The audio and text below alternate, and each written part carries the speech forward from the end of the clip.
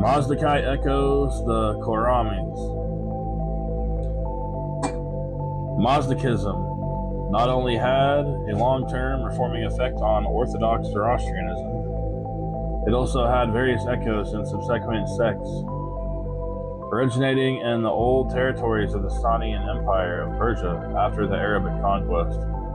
These would include the Ismailis, Assassins, and the well-known Khorramis who practiced joyous religion.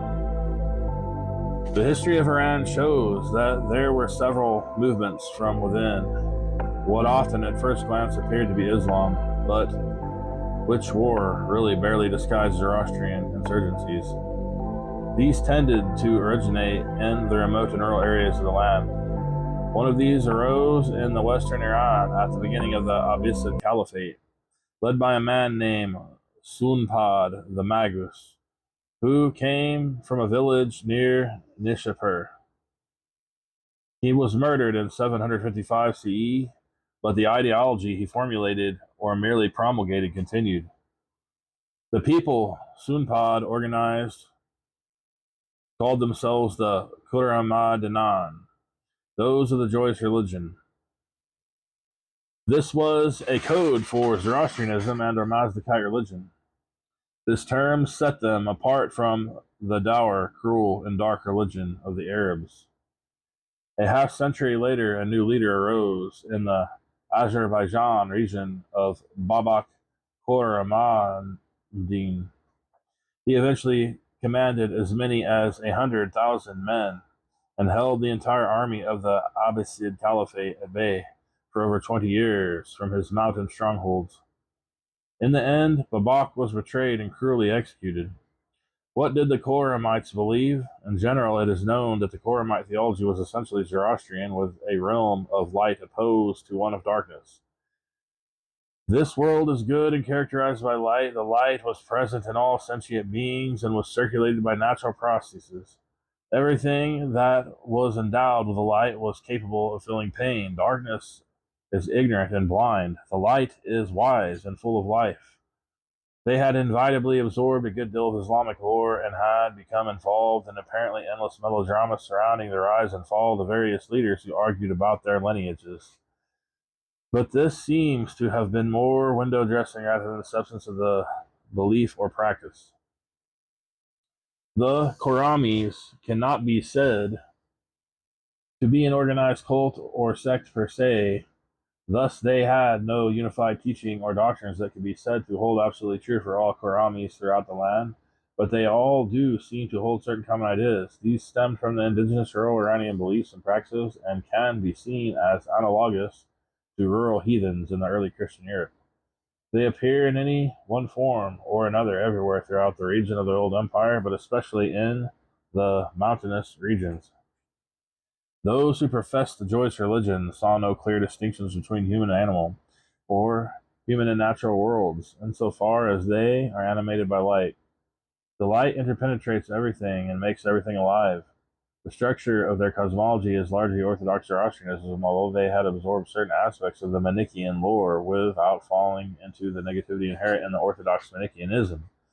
The Khorramis also believed in the divine incarnation, that is, that a person could receive a divine or angelic spirit and then pass it on after he dies to another man.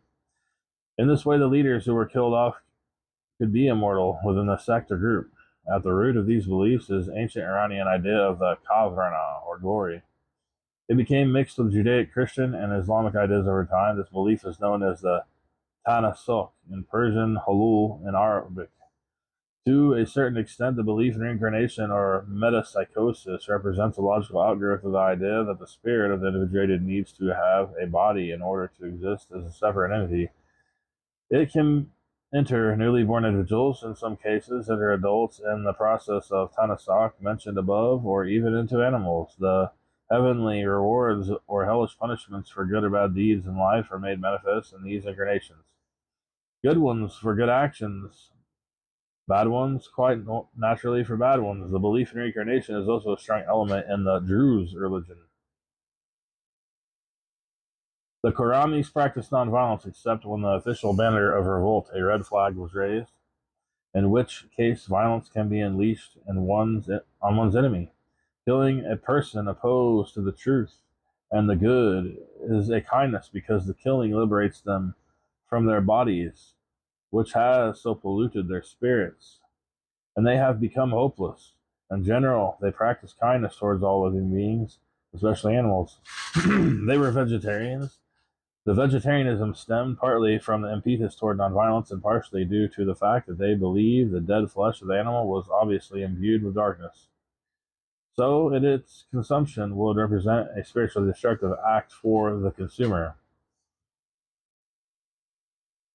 Outsiders, especially those of the Orthodox Muslim faith, emphasize the antinomian aspects of Khorrami practice.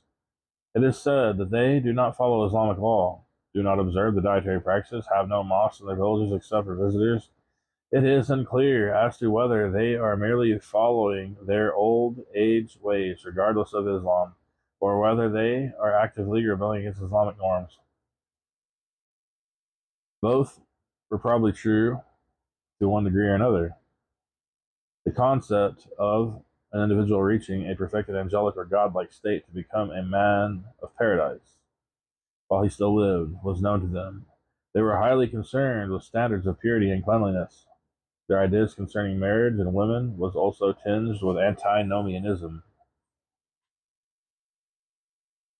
It was said that women are like wells, anyone can drink from them. Wives were shared between brothers and within the village, but only with the consent of the women involved. In the final analysis, both the earlier Mazdakite movement and the later post-Islamic Khorramis appear to have stemmed from the rural Iranian belief and practice that had been connected with the age-old ways of the common Iranian folk. These ideas had deep roots, and they still live. As a matter of fact, the Khorramite way, its leaders continue to be held up as heroic ideals in the modern age in various places in Central Asia. The ideas inherent in Zoroastrianism not only directly made an impact on the world's major religions, Judaism, Christianity, Islam, Buddhism, they also gave rise to many sects and smaller religions within the Islamic world, e.g., the Yazidis, Druzzas, Ismailis, all of which are still living systems, and many more that have faded away. To this can also be added a number of Sufi schools influenced by Zoroastrian concepts, especially the luminous school of the Suhrawardi, adherents of the Occidental Temple of the Wise Lord. Research these echoes and influences of the Mazdan way in the history of ideas to enrich our spiritual lives and religious institutions.